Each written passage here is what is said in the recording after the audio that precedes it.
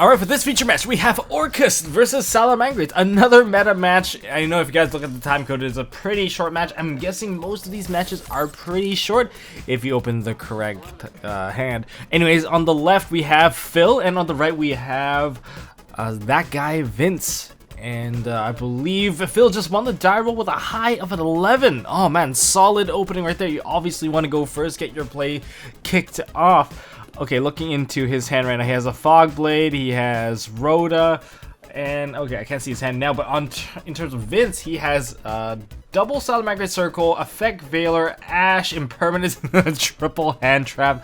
I don't think Phil is going anywhere quick.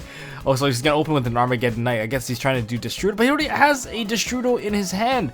I guess the only thing he can really toss into the graveyard is the Heart Pour. I guess Heart Pour will act as a follow-up play. Oh my god.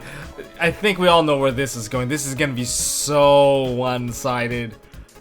If he extends any further than he already has, it's gonna look really bad. Activate Heart Pour. Oh, get forehead beamed by Ash Blossom. He can't sit on this kind of just empty Armageddon Knight board. It doesn't warrant any sort of protection. He's still gonna die. Well, he's gonna pay half his life for the Destrudo. Man, what a brick. This is an actual locals tournament. I was just so happy that they actually got matched up against each other. So I was like, oh man, let me just record this. And he's going to Cerberus, he's going to go to Mermaid, try to get the Orcust Nightmare into the graveyard Mermaid effect. Oh man, where are my Sky Strikers at? Oh, he's gonna pay the cost, and it gets impermanent. I think I might get demonetized for this video because I feel like this is like someone's getting bullied right here. Bullied out of plays. So we're gonna go ahead and see ourselves at Salamangreat Circle. He's stuck on that Mermaid. I guess everything does lose 1,000 attack because nothing's really co-linked, and that card was not really set. He can't really set any cards anyway, so we're going to go ahead and see a summon of a Gazelle. Gazelle is gonna potentially dump Spinny into the graveyard, and we're gonna see some big plays, big boy plays. No, we're gonna see a Fog Blade, and we're gonna hit that Gazelle. Gazelle cannot declare an attack, and with nothing, Vince, you can go oh my god, Vince forgot to link off his own Gazelle. Or maybe he did that on purpose. He does have a second circle. He just set the other circle just for fun. I think at some point he's kind of taunting him now. Now, in the hand of Phil, he now has Orcust Return. I think you now see why people don't run that card. And take it as a lesson why you shouldn't run that card. If you're contemplating running Orchestrated Return, now you know why you shouldn't run that card, because it doesn't warrant to do anything. He's gonna go ahead and normal summon out his Silent Boots. Okay, he's gonna go ahead and try to go into another copy of a Mermaid. They're not bad, you know, good choice. You know, any two monster, go ahead and see the Mermaid, pays the cost, gets rid of the. Oh, I guess. Oh, you can use return as cost and gets Veilered. Mermaid literally died and drowned in traps. So I guess we're gonna see another Fog Blade. Wow, this seems like a return of. I don't even know what's going on now. Is this how all things go with this matchup?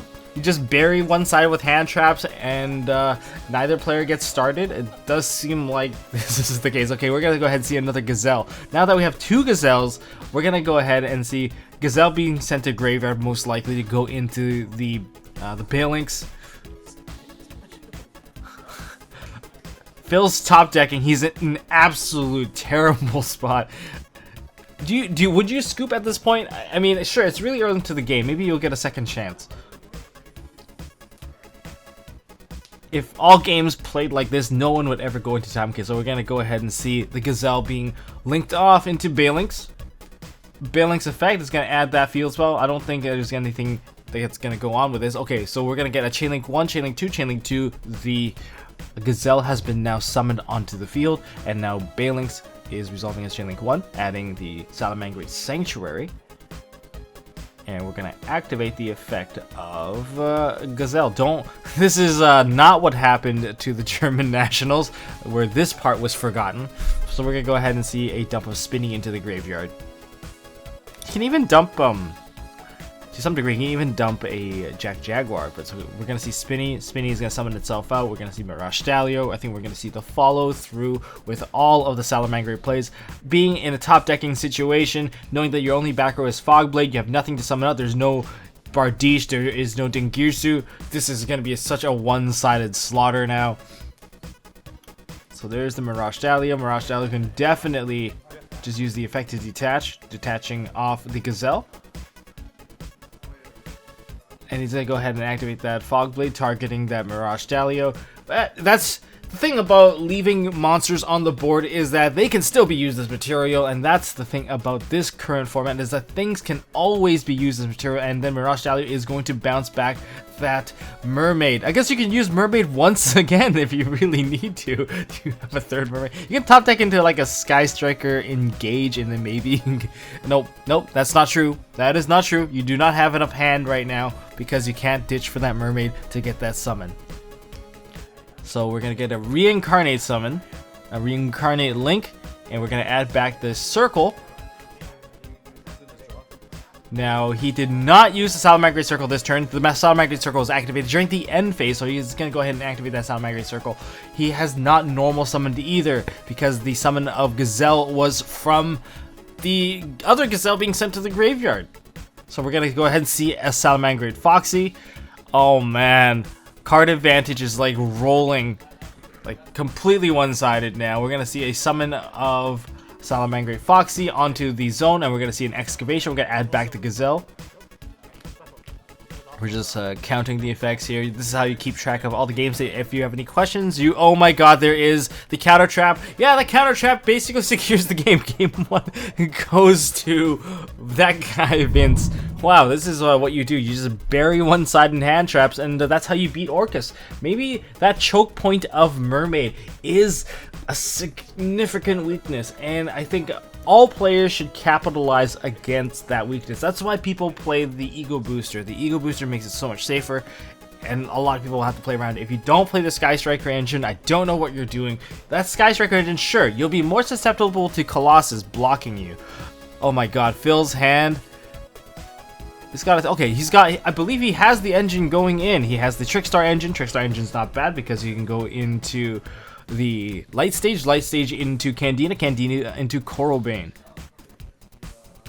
Wow, Vince puts his hand down. See, whenever people put their hand down like that, I guess I'm gonna go into Mind Games, since Mind Games is a huge part of this game.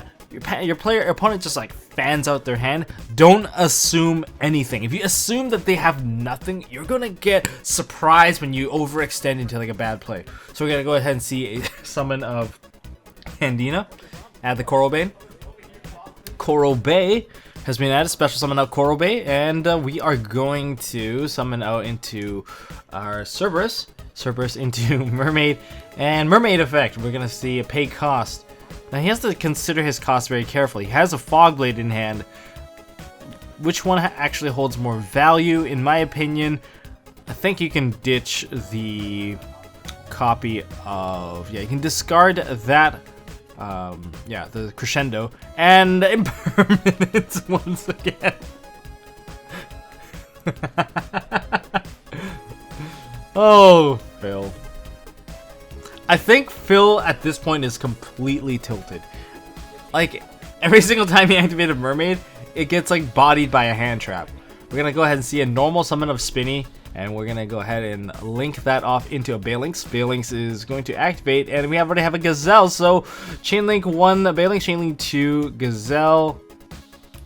Well, that was awkward Chainlinks right there. Okay, we're gonna see the Sanctuary added to hand, and don't forget to not misplay at this point. Make sure Gazelle... Oh, Gazelle does not get to activate. You can see an Ash Blossom Joyous Spring chained onto Gazelle's effect to dump a card into the graveyard. Oh, that does cause some limitation, but we still have Spinny in the graveyard, so I guess the board is a little bit easier to handle without that counter trap. We're going to proceed to Exceed Summon into Mirage Stallion. Mirage Stallion is going to detach, and that is going to get Veilered. Was that Veiler worth it? I mean, you're dealing with another body less. Now, everything is still losing 1,000 attack because nothing is co-linked. You're just basically forcing people to He's basically forcing Vince to link off his Mirage Stalio. Not sure if that's worth it. If you link off the Mirage Stalio, you get to bounce back that Mermaid. Again, putting... Oh, no, he's going to go ahead and attack. And now we're going to see a Fog Blade targeting his own Nightmare Mermaid so that it cannot be attacked. So we're going to go ahead and see this being linked off. And we're going to see a Sunlight Wolf, and we're going to bounce back that. This seems like we're having a deja vu right here. There's a glitch in the Matrix because it's basically game one all over again. Well, not completely. There is a card in the graveyard that Phil can activate, and that is the Crescendo. The Crescendo will be able to add him a machine, and therefore he's going to start his turn with 2 cards rather than 1. And all he needs now is that sweet, sweet Sky Striker, and he'll be fine. So we're gonna get into a relink summon of the Sunlight Wolf, but there's nothing in the graveyard. He just passed his turn. I think it was a bit of a waste. I think he could have set his counter trap that he has in his hand right now.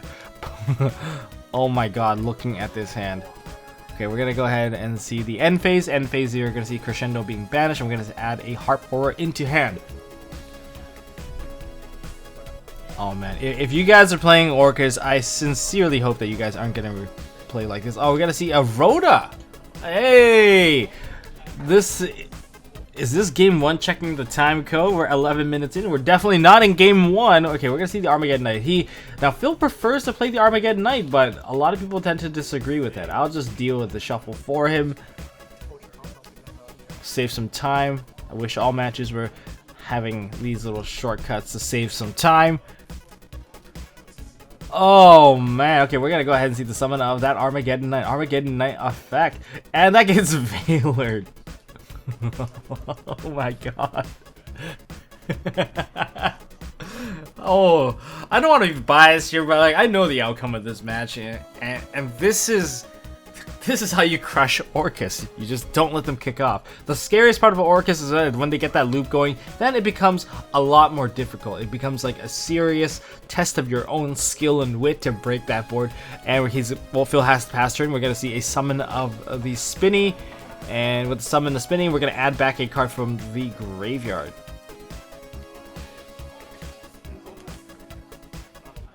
And we're going to proceed into battle phase. We're gonna just attack into that, and we just killed it, and we're gonna attack with the Spinny.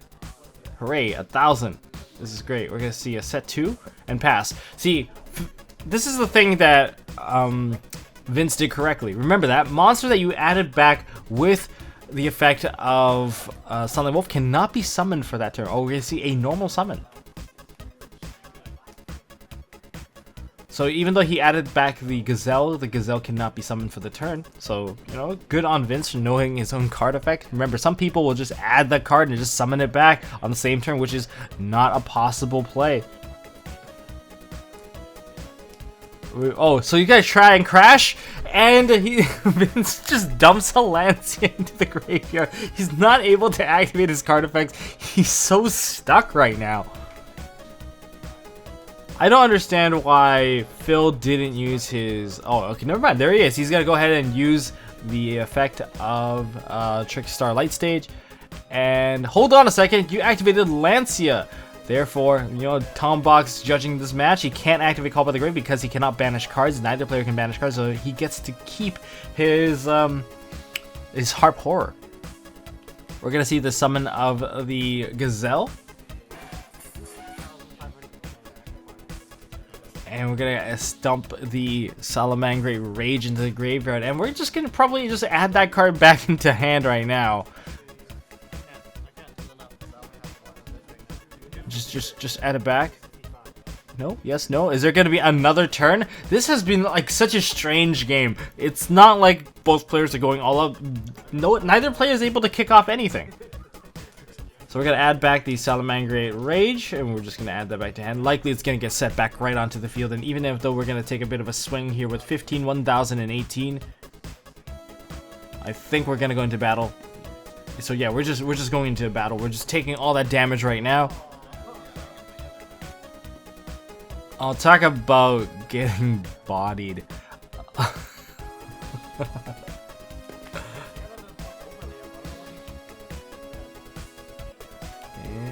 Top deck, did he get there? Oh, top deck into an ogre. That is no good. We're gonna see a banish of the... Nope. Called it too soon. Got roared. Got banished. Hey, there's still a chance? No, actually, I lied. There is no chance because we know that that face down card is the Salamangreat Rage. If he sets a card, they're just both gonna get popped right away, and that's gonna suck a lot. Like, even though the Ghost Ogre technically can hold itself, it's just not possible because end phase is gonna pop the 2 cards. Yeah, he's gonna activate it.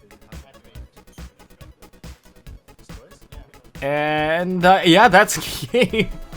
We're gonna get a scoop. That okay. That was an actual locals match. I actually just dropped the tournament just so I could actually record this match. I hope YouTube doesn't demonetize this as Orcust got destroyed completely. Now, I really wanted to showcase the diversity of this matchup, which is why I kind of dropped the game just to kind of record this, so nothing I can really do about this. I guess this is one version of how this matchup can play out. There's many other possibilities. It felt like a bit of a deja vu. It was literally the Matrix. Like, you guys remember that meme? Like, this match reminded me of that meme where Salamangreat is literally just a bunch of hand traps carrying the entire deck. I can see why, and I literally did not expect that Vince would just bring a bunch of hand traps to the match and then drown that mermaid. Yeah, and Call by the Grave was completely camera shy. Now see, Phil borrowed a bunch of my Sky Striker cards, but it seems like if you don't buy my Sky Striker cards, they just don't show up. They won't work. they're paid to activate and you didn't pay for them, so I guess you should buy my engages, Phil. I've been trying to get rid of my engages for so long. Anyways, the Mermaid Choke Point is a serious weakness in the deck. If you can't extend past that to get the Galatea, you're not going to be able to do anything. And since Mermaid ate so many hand traps, like Phil gained 10 pounds from all the hand traps he ate in that match. Anyways, so the winner is, with a 2-0 victory, is Salamangreat. And if you guys enjoyed this video, hit that thumbs up. If you guys want to see more stuff from MST.TV, and I really want to get more meta matches, but that was one possibility. I know it didn't showcase enough of the match, but hopefully you guys enjoyed the commentary. And well, that is all I got for this video, guys. If you guys want to stay tuned to MST.TV, don't forget to hit the like, hit the subscribe, ding the notification bell. Maybe we'll get something a bit more epic next time in a live feature match. And thank you guys for watching, and I'll see you guys in the next one. Hey guys, thanks for watching. If you like this video, please drop us a like so we know we are doing a good job, and you can also subscribe to MST.TV for more fantastic videos by clicking on the button on the left. Don't forget to check out our partners at Imperium Duelist. They make really high quality mats, including some of my own limited edition release stuff. And if you want to check out one of our past videos, click here on the right. As always, don't forget to hold on to your MST.TV, and I'll see you next time.